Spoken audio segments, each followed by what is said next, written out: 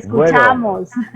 no. Como siempre es un privilegio y una enorme alegría poder estar en contacto con Lauda Estéreo y con el Círculo Polar, por supuesto, en la Universidad Distrital, en fin, con todo el equipo de personas y toda la gente que está asociada a, a la universidad. De verdad es un privilegio, encantado. Cuéntame, Primo, ¿cómo nos conoces de bien? Porque las por que Dios. somos mamás y hacemos oficio en la casa y nos toca una carga, ya entradita la noche no pensamos en nada más. Pues eso es parte del problema del éxtasis, fíjate tú.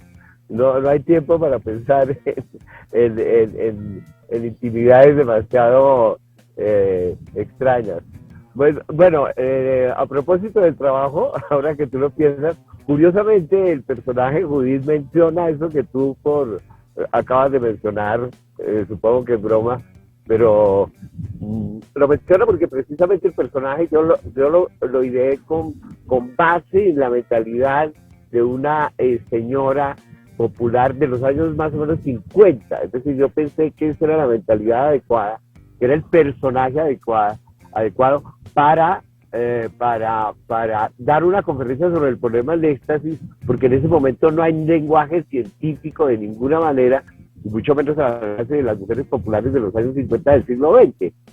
Y es, creo yo, lo que le puede imprimir humor a esa conferencia, porque va a utilizar un lenguaje que no es científico, sino que está al alcance de ella, y pienso yo que eso puede resultar supremamente divertido. Es lo que yo creo, por lo menos lo que queremos. Bueno, ya nos estás dando pistas. Judith es una señora Ajá. mayor, muy seguramente que tiene muchísimas cosas que hacer. Eh, Sí, sí, por supuesto. Ella es una mujer entrada en años y pues Sí, con los años se va yendo el deseo sexual, por supuesto. sí. ¿Cómo hace Estoy. Judith? ¿Cómo hace Judith para prepararse para dar la conferencia? Porque la verdad está como en La verdad. problemas. No, pues fíjate que al final la conferencia se da a dos manos porque llama a una amiga que es bastante guaricha, como se decía en esa época. Entonces, finalmente la conferencia va realmente a dos manos, a dos voces.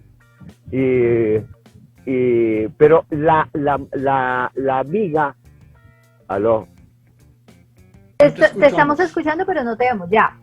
ahora sí, es que vamos en un carro. Entonces, calcula pues, eh, si hay alguna falla, eso es mejor dicho, la movilidad que está fallando. Pero te Entonces, vemos y te mira, escuchamos bien. bueno, me alegra mucho. Entonces, fíjate que a veces el lenguaje especializado no, no logra explicar las cosas, o es decir, las explica, pero por la misma especialización del lenguaje, muchas personas no entendemos. Los que no tenemos, por ejemplo, un lenguaje especializado en ciencia, qué sé yo, pues quedamos al margen de los discursos puramente científicos, que son muy complejos a nivel de lenguaje. Entonces, el lenguaje popular logra a veces desentrañar misterios de una manera muy divertida y muy sencilla. Y eso básicamente era lo que yo quería. Porque, es decir, si acierto, ella acierta con el problema del éxtasis. Entonces, ella va a citar dos ejemplos de no éxtasis y finalmente un ejemplo de sí éxtasis. Pero lo hace a su modo y pienso que ahí está toda la gracia y pienso que acierta, o sea, acierta. Y por supuesto, como siempre, en la base de la culpa están los hombres, sin lugar a dudas. Y eso es lo divertido, porque ellos van a describir a los hombres básicamente la torpeza masculina, ¿me comprendes? Por eso lo citó en los años 50, que era donde las mujeres estaban. Tú sabes que en ese momento el machismo en el mundo y particularmente en Colombia era terrible, ni siquiera se había conseguido el voto a la mujer. De manera tal que la mujer estaba prácticamente prisionera, metida en la sombra, y todo eso permite que esa represión utilice un lenguaje totalmente al margen de lo científico. Y puede En, ser eso lo divertido. en esa conversación yo creo que había algo de licor, ¿no? Porque uno se desinhibe con el licor, eso hablábamos hace unos minutos. Por su... Claro, porque la señora es antioqueña y por supuesto, en Antioquia el aguardiente tiene una tradición, pues, larguísima, está asociada a la arriería, en fin, a todo. Y como tú lo acabas de mencionar, si cuando dos señoras se ponen a hablar y se toman un par de tragos, por Dios, la cosa, tú sabes que eso desinhibe inmediatamente, y al desinhibirse se pueden abordar temas que usualmente tú no harías, como ocurre generalmente cuando uno se toma unos tragos con los amigos o con las amigas. Va un par de tragos y puede ser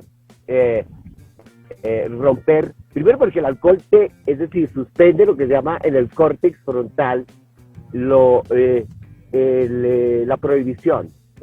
Entonces empiezas a votar sin filtro, y efectivamente lo que ella va a contar es sin filtro, de verdad tal que es bastante aparatoso y gracioso y en cierto sentido grotesco, pero fíjate que es muy inocente, absolutamente inocente, muy zanahorio en el fondo. Y hacemos una broma. Mira, yo no sé si tú, bueno, obviamente que te enteraste de las famosísimas 50 sombras de Grey, que originalmente sale como un libro, que tiene un éxito enorme en el mundo. A mí me asombró porque eso es una cosa bastante floja. Eso habla de esta especie de cultura sadomasoquista, pero además se hicieron 2 películas y también muy exitosas, pero es verdaderamente tonto, ¿me comprendes?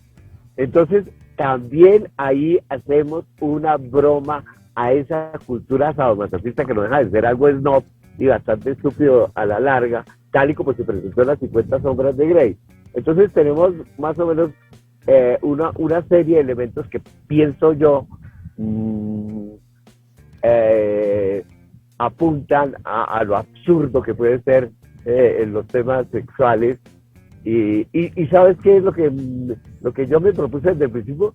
Que de todo tuviera menos de erótico, ¿me comprendes? De erótico, sino de divertido.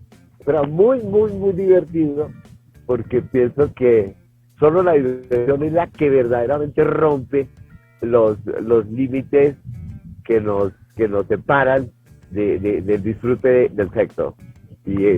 Pero es una cosa muy inocente en el fondo y muy divertida. Ay, yo quería preguntar eso. ¿Para quién estaría bien ver este monólogo? Me imagino que a algunas edades pues no lo van a entender y para otras también será muy grotesca.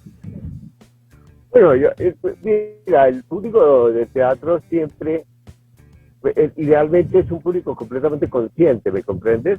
Porque el teatro tiene una fórmula, es una fórmula de absoluto respeto por parte de las personas que entran, porque el teatro, lo que se defiende en el escenario, básicamente es un invento de los griegos que se llama un espacio libre, totalmente libre. Un escenario de teatro es completamente libre, de manera tal que lo que se juzga allí no puede ser, por ejemplo, moral o inmoral, sino algo que esté bien o mal hecho, estéticamente hablando.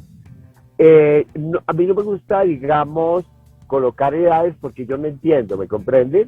Me resulta muy difícil pensar cómo ha sido educado, digamos, una persona joven, si esto corresponde a un adolescente, si corresponde a mis obras han ido niños de 11, 12 años, no sé, en esta época de tanta corrección política, no sé si sería adecuado decir que solamente para los que tengan cédula o qué sé yo, pero eso es un problema que yo no entiendo perfectamente, ¿me comprendes? Porque hoy en día los niños y las personas muy jóvenes, precisamente por la red, ¿no? Por el acceso a la internet, pues tienen un acceso a toda la información del mundo y son extraordinariamente hábiles para encontrarla. De manera tal que no es, por ejemplo, como en mi época, en que nosotros escasamente los más afortunados encontramos la posibilidad de una revista pornográfica y eso era dificilísimo. ¿Me comprenden? No había, y eso, si se encontraba una, se paseaba por todo un colegio, ¿me comprendes? Era una cosa absolutamente extraña, mítica, prohibida, un tabú, pero terrible. Oye, en la red pues pichas, no sé, un botón y salen 10.000 imágenes de todo, ¿me comprende?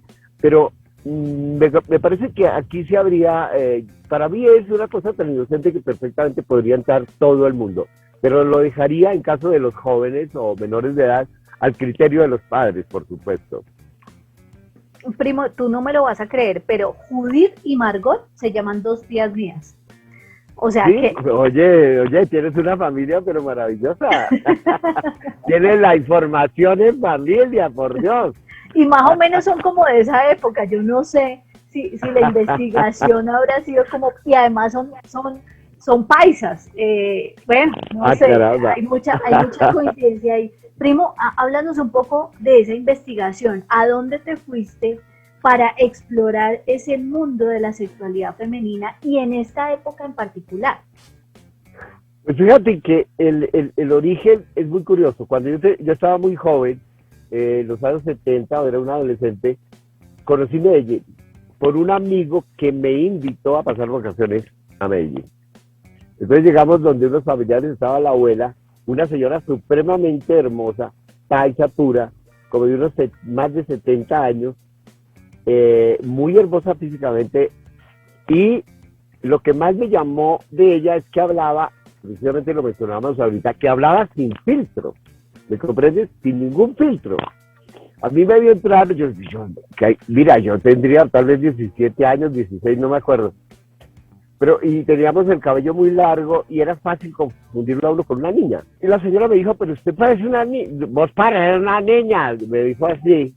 De inmediato yo dije, ese tono me parece fascinante, absolutamente fascinante, esa actitud, pero eso quedó en mi mente y solo muchos años después, mira que a principios de los años 90 hubo como una especie de boom de literatura pseudocientífica o de vulgarización científica alrededor del tema de la sexualidad femenina. Pero fue cuando salió al aire esto del punto G, la mujer, que no se sabía qué diablos era, porque parecía como esos mitos como el Santo Grial o la piedra filosofal o el gran... cosas que no se sabe dónde están. Pero se sospechaba que ese punto G, que tenía que estar en el cuerpo femenino, en el cuerpo de la mujer, pues creó toda una literatura, y desde ahí yo empecé a pensar en el problema del éxtasis, hasta que fui armándola. Hice varios experimentos a lo largo de los años, pero nunca lo habíamos subido al escenario, porque me parece muy divertido. De ser cierto es que es cierto, la sensualidad femenina es muchísimo más sofisticada y compleja que la del hombre. ¿Me comprendes? Sexualmente un hombre es bastante burdo, ¿me entiendes? Se despacha fácilmente. Él cumple la misión y queda por fuera. Mientras y ya le da sueño, nada más. Ella se queja de todo eso. ¿Sí me comprendes? Entonces que y mucho más las mujeres que venían reprimidas, tú te imaginas, eso era una bomba de tiempo escondida ahí, apretada, sin poder expresar. Entonces, porque la sensibilidad es mucho más compleja. De hecho, la psicología de la mujer es muchísimo más compleja, mucho más compleja. La libertad de la mujer es inmensa cuando empieza a manifestarse. Entonces, eso me pareció absolutamente divertido. Y el diálogo de las mujeres es muy, muy directo, muy práctico, ¿me comprendes? No teoriza.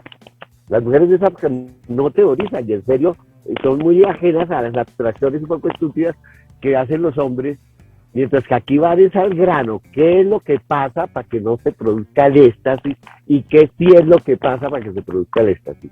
Esas son las preguntas y esas son las respuestas. Y por eso puede ser muy divertido, porque es muy material, muy objetivo, muy corporal, pero muy divertido, y si lo ves, te vas a dar cuenta que es en el fondo de una ingenuidad impresionante. Y esa especie de desmitificación del sexo me pareció a mí muy divertida.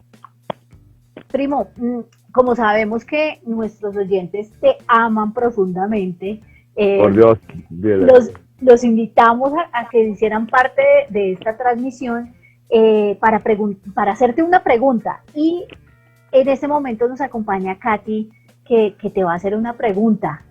Claro, por supuesto. Hola, por Katy, supuesto. Ahí tienes a Primo. Hola Paula, buenas noches para todos. Primo, un honor para mí poder comunicarme contigo a través del audio, a través de este medio. Qué rico Hola, mi... poderte conocer, Gracias. así sea No, no, virtualmente. ajá, el privilegio es mío completamente, por favor.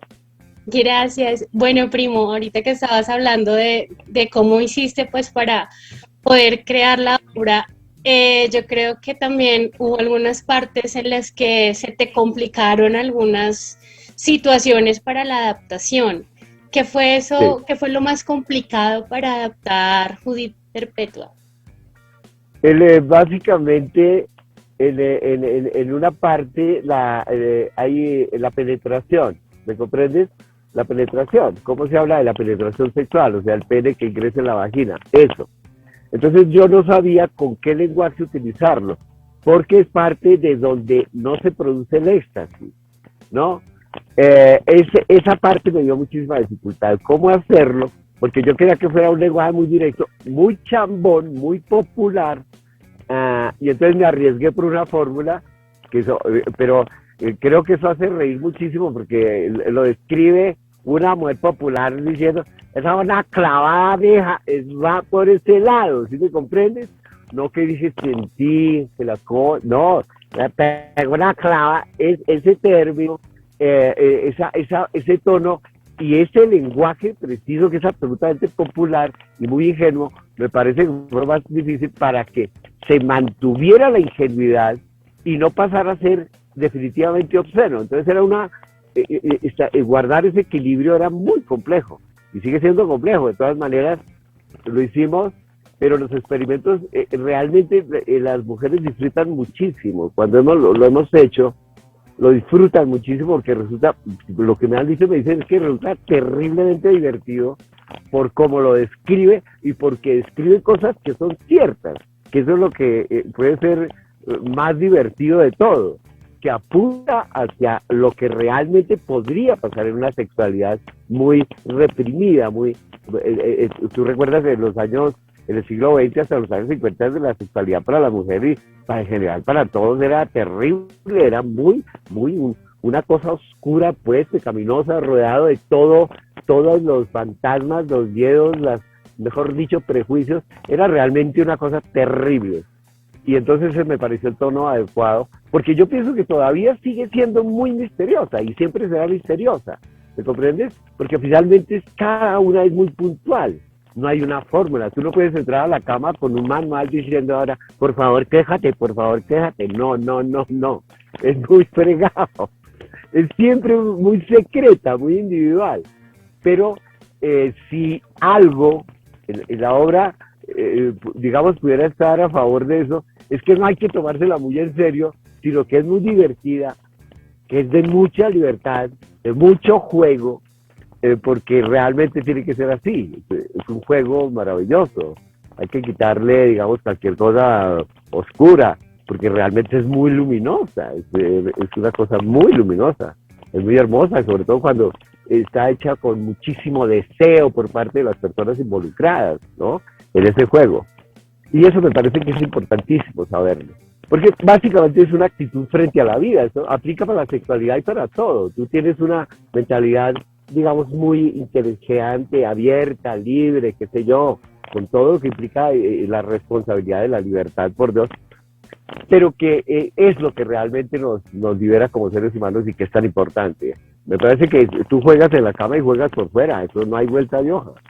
Eso es más o menos lo que yo pensé que podía transmitirse, si es que eso tiene mensaje. Pero yo no soy muy amigo de los mensajes. Me parece que uno lo hace y si hay algún mensaje, qué sé yo, pues ojalá que sea algo estimulante, divertido, imaginativo, de alguna manera. Y eso fue. Pero básicamente es una cuestión para divertirse y no tomárselo tan en serio.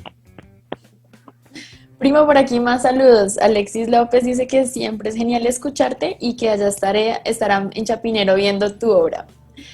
Quiero preguntarte algo que no, o sea, tengo la duda y hasta que no la pregunte no va a quedar tranquila. Y es porque es paisa, porque le diste, digamos, de esa región. Por una elemental razón, si tú miras, en primer lugar, el tono paisa es el más fácil de imitar de todos los tonos regionales que hay en Colombia. Es el más fácil de imitar. Segundo, porque los paisas, de verdad en la región, los paisas hablan muy fuerte. Los paisas generalmente a nivel popular hablan muy fuerte. Y segundo, porque tienen un lenguaje muy original. El paisa se conoce porque es muy, muy original. Y segundo, porque en verdad, en Antioquia las damas hablan sin mucho filtro. Ciertas damas hablan sin filtro.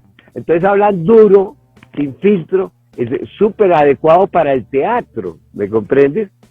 Pero también son muy, en cierto sentido, muy regionales, muy características, en cierto sentido muy provincianas.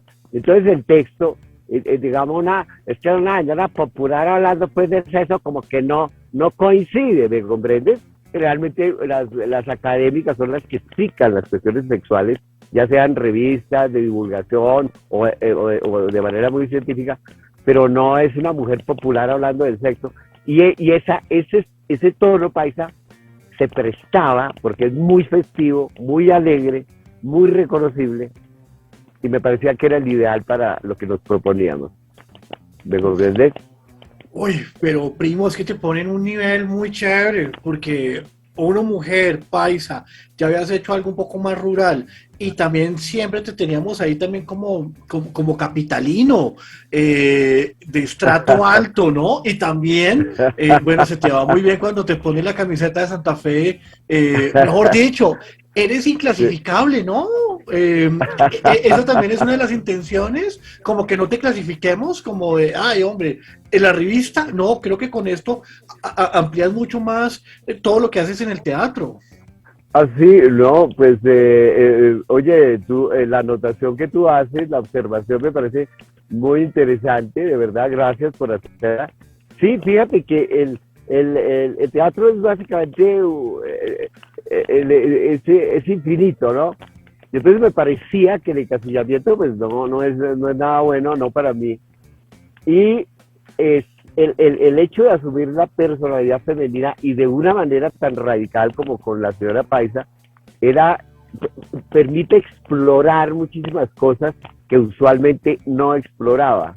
Y entonces me resulta muchísimo, en muchísimos aspectos, muy divertido, pero muy, muy, muy divertido.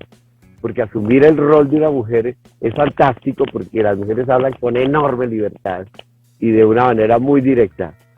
Y por supuesto, como actuación también fue un reto muy interesante para hacerla creíble, para darle personalidad, para hacer todo lo que uno hace cuando está concibiendo un personaje. Pero sí, era un poco salir de lo que las personas que han visto mi trabajo más conocen. Y entonces en ese sentido tengo una enorme curiosidad por ver, al subirla ya a un escenario muy grande como el del Libre, prácticamente es un estreno, entonces tengo enorme curiosidad por ver cómo el público responde frente a esta propuesta. Y ahí está. No, eso es éxito, lo que decía Paula, ¿no? Tengo dos tías que se llaman así, son paisas, y boom, lo que decías tú también con Laura, ¿no? El tono paisa, la mujer, los dichos que tienen, ¿no? Usted es bobo o se peinó así, bueno, todo lo que le pueden decir a uno del pelo largo. Exacto. Pero primo, yo sí encuentro de pronto una limitante porque donde yo veo algo, veo un obstáculo, es una cosa muy rara. Y veo que uno de los obstáculos es que es una sociedad muy conservadora, la antioqueña, pero muy conservadora, y donde las monjitas, donde la religión dio mucho palo. Hoy en día, no estoy hablando del siglo pasado, hoy en día, ¿cómo pudiste superar eso, primo? No lo sé, fíjate que yo pienso que desde el punto de vista moralista ha habido como una especie de retroceso con lo de lo políticamente correcto, que es un instrumento que se inventaron, realmente es para callar, ¿no? Porque ¿cómo así? Lo único políticamente incorrecto es lo que políticamente es incorrecto, eso es incorrecto, la corrupción, por ejemplo, eso es políticamente incorrecto. No llamar a una persona que negro, que chino, o qué sé yo, no. Todo eso lo hacen para enredar el lenguaje para que el lenguaje directo pierda vigencia. Y entonces empieza un lenguaje completamente adocenado, amaestrado, y lo que tú mencionas, los dichos antioqueños eran muy graciosos. Decían, vos cabas bobo, es que no dicen, oye, tú tienes un problema mental de retardo. No, casi me entiendes. Es, vete bobo, quítate bobo. Exactamente. Y son muy directos. Y las metáforas, el lenguaje que se produce es un lenguaje muy vigoroso, con imágenes muy vistosas y muy auténticas. ¿Me comprendes? Ellos recurren a la olleta, a la sopa, a la arepa. Todo es muy auténtico. Y esa era parte de la riqueza que quería explorar a nivel de lenguaje. Primo describió perfectamente a mis familiares, porque es que pasa algo muy curioso en las familias paisas, y es que cuando se reúnen las mujeres, las tías, todas hablan al tiempo, y duro, sí. Durísimo, y se entienden. Es que eso es lo más curioso, se entiende. Claro, por supuesto, lo que tú dices. Eso lo llamaban reunión de gallinas, que decían antiguamente, porque todas hablan pero se entiende, y es que disfrutan profundamente hablando. Es una cosa impresionante. Jamás los hombres disfrutan la conversación de esa manera, y eso yo lo pongo en evidencia en el trabajo, sobre la conversación. Hay un libro maravilloso que escribe una filósofa italiana, es muy reciente, de 2015 creo, que se llama La conversación de las mujeres. Y es fantástico porque nos cuenta cómo uno de los eventos más impresionantes a nivel cultural, que es el iluminismo francés, de donde surge la Revolución Francesa y finalmente toda la sociedad occidental contemporánea alrededor de la democracia, es gracias a las mujeres aristocráticas de los siglos XVII y XVIII, por las conversaciones. El libro se llama La conversación de las mujeres, cosa fantástica, porque imponen es decir, una manera de ver el universo que es en la conversación, y estas damas se inventan los famosísimos salones literarios a los que, es decir, el único requisito para ingresar ahí era ser terriblemente inteligente y terriblemente culto. Entonces entraban de todas las clases sociales, porque habían intelectuales, ya empezó a liberarse, habían intelectuales, digamos, muñeros, pero habían marqueses muy cultos, y en esos salones se reunían, y como operaba única y exclusivamente la inteligencia, la alta cultura, empezó, es decir, a acuñarse el concepto de aristocracia del espíritu, que es absolutamente interesante. Pero son las mujeres, porque la conversación es otra cosa para las mujeres, y es fascinante, es una cosa realmente fantástica, y eso a mí siempre me ha llamado la atención. O sea, basta mirarlas en un café, en una cafetería, en un bar, donde estén, en un parque, en la conversación, en la familia, cuando conversan pero con todos los sentidos, con todas las imágenes. Bueno, no sé si esto se corte, por favor. Si se corta, excúseme, que es que íbamos acá, no estábamos preparados. Me dice que el celular no tenía la suficiente energía acumulada. Bueno. No te preocupes. Entonces, Laura te va a hacer una pregunta y hablamos hasta donde nos dé la batería. Donde nos dé, sí. Primo, muchos saludos de muchas personas aquí en las redes sociales. Lástima no poder compartir con ellos, pero quiero preguntarte si vamos a aprender realmente cómo tocar a una mujer, cómo darle ese placer, o no vamos a llegar a aprenderlo. Pero por supuesto que sí, obvio. Obvio. ¿Van a haber tips por ahí secretos? Sí. Obvio. Que lleven a los novios. Sí, obvio, por Dios. Eso. Esposos. Toca llevar al marido de años para que repase. Por Dios. Picodearlo. Sí, ¿no? Correcto, ahí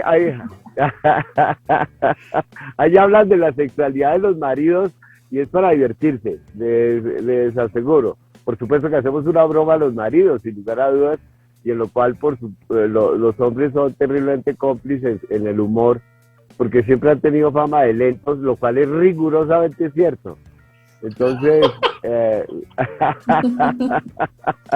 esos son trocos, acaban al segundo, entonces todo eso lo vamos a sacar a bailar. Pero, bueno, recordamos a los oyentes que esta es temporada presencial del 19 de agosto al 4 de septiembre en el Teatro Libre de Chapinero. Muchas gracias, primo, por la compañía. No, a ustedes, por favor.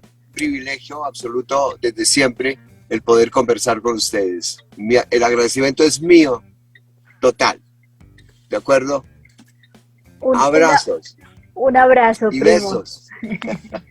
Un abrazo, primo. Muy Fantástico. bien. Judith Perpetua o el problema del éxtasis en la mujer. Recuerden, jueves 19 de agosto al 4 de septiembre en el Teatro Libre de Chapinero, en la calle 62 con novena. Y bueno, no, está fantástica esta obra, sé que nos va a hacer reír mucho y lo queremos mucho a Primo. Primo siempre es sensacional, la saca del estadio siempre.